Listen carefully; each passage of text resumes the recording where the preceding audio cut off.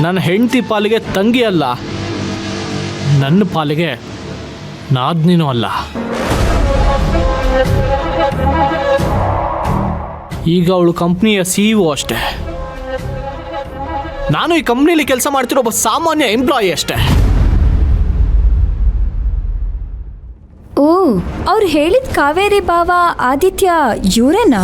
ಇವನ್ನ ಬುಟ್ಟಿಗೆ ಹಾಕೊಂಡ್ರೆ ನನ್ನ ಕೆಲಸ ಸುಲಭ ಆಗ್ಬೋದು. ಕಾವೇರಿ ಮದ್ವೆ ಗುಟ್ಟು ಇವನಿಂದ ತಿಳ್ಕೊಬೋದು. ಇವನ್ಗೆ ಅವಳ ಮೇಲೆ ಕೋಪ ಇದೆ, ಬಟ್ ನಾದ್ನಿ ಅಂತ ಹೇಳ್ತಿದ್ದಾನೆ ಅಂದ್ರೆ ಎಲ್ಲೋ ಒಂದ್ ಕಡೆ ಪ್ರೀತಿನೂ ಇದೆ. ಆ ಪ್ರೀತಿನ ಕೆತ್ಕಿದ್ರೆ ವಿಷಯ ತಾನಾಗೆ ಆಚೆ ಬರುತ್ತೆ. ಒಂದ್ ನಿಮಿಷ ಬಂದೆ. ಹಾ, ಅದೇನೋ ನಿಜಾನೇ ಬಿಡಿ. Hi Hi. Monica. Hello. Hello. Hello. How are you? Nice. Hi. Hi. Hi. Hi. Hello. Hi. ಇದಕ್ಕೂ ಮುಂಚೆ ನೀವೆಲ್ಲಿ ಕೆಲಸ ಮಾಡ್ತಾ ಇದ್ರಿ? 2 years ನಾನು ಯಾವ ಕೆಲಸನೂ ಮಾಡ್ತಿರ್ಲಿಲ್ಲ.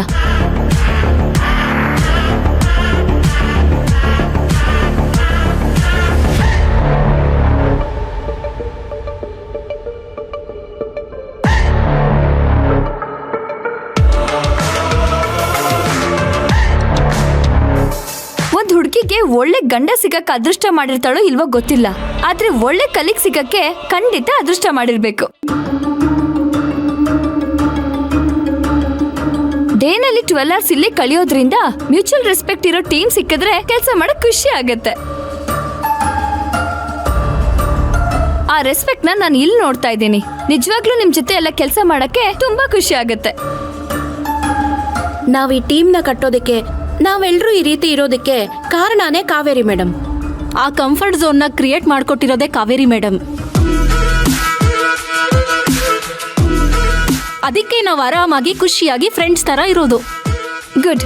ನಿಮ್ಗೆ ಏನೇ ಸಹಾಯ ಬೇಕು ಅಂತಂದ್ರೆ ನನ್ನ ಕೇಳಿ, ನಾನ್ ಮಾಡ್ಕೊಡ್ತೀನಿ. ಹಾಗೆ ನನಗೇನಾದ್ರೂ ಸಹಾಯ ಬೇಕು ಅಂದ್ರೆ ನಿಮ್ನ ಕೇಳ್ತೀನಿ, ಪ್ಲೀಸ್ ಮಾಡ್ಕೊಡಿ.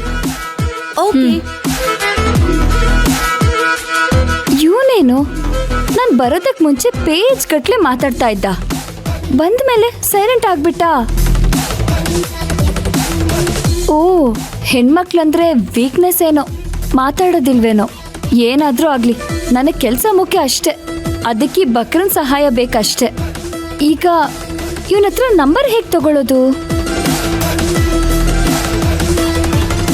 ನಿಮ್ದು ಕಂಪನಿ ಗ್ರೂಪ್ ಅಂತ ಯಾವ್ದಾದ್ರು ಇದೆಯಾ? ಇದೆ. ಮತ್ತೆ ನನ್ನನ್ನು ಆ್ಯಡ್ ಮಾಡಿಯಲ್ಲ? ಓಕೆ. 996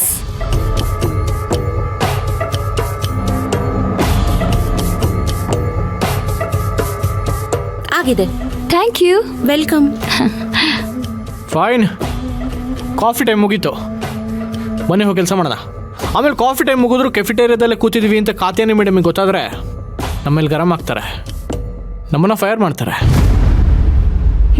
ಹೌದು. ಓಕೆ. ಓಕೆ.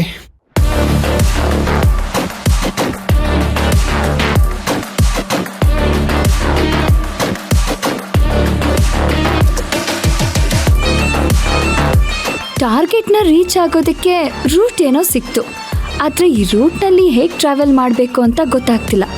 ಅದಕ್ಕೇನಾದರೂ ಅವಕಾಶ ಸಿಕ್ಕಿದ್ರೆ ತುಂಬ ಚೆನ್ನಾಗಿರುತ್ತೆ. ನನ್ನ ಕೆಲಸ ಸುಲಭ ಆಗುತ್ತೆ.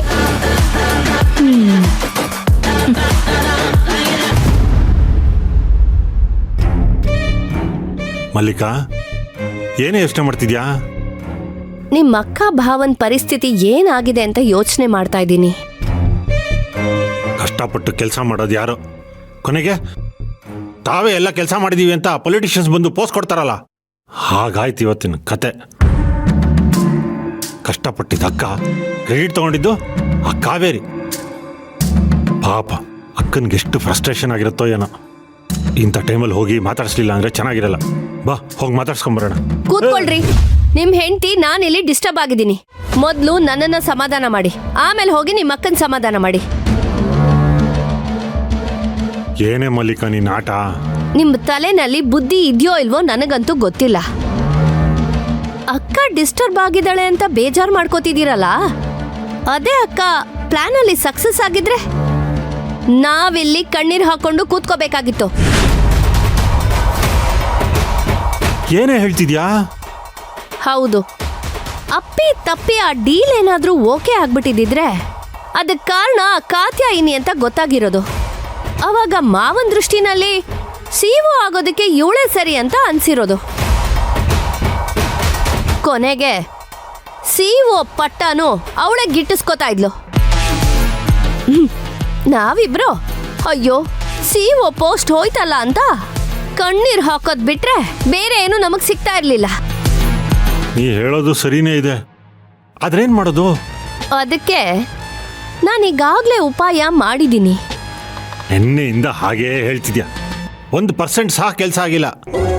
ಅಕ್ಕ ಮಾಡ್ತಿರೋದು ಅಟ್ಲೀಸ್ಟ್ ಕಣ್ಣು ಕಾಣಿಸ್ತಿದೆ, ನೀನ್ ಮಾಡ್ತಿರೋದು ಕಣ್ಣು ಕಾಣಿಸ್ತಾನೆ ಇಲ್ಲ.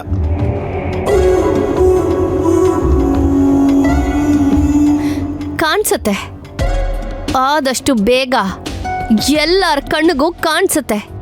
ಬೃಹದಾಕಾರವಾಗಿ ಬೆಳೆದು ಮಹಾಕಾಳಿಯಾಗಿ ಬಲಿನೂ ತಗೊಳುತ್ತೆ.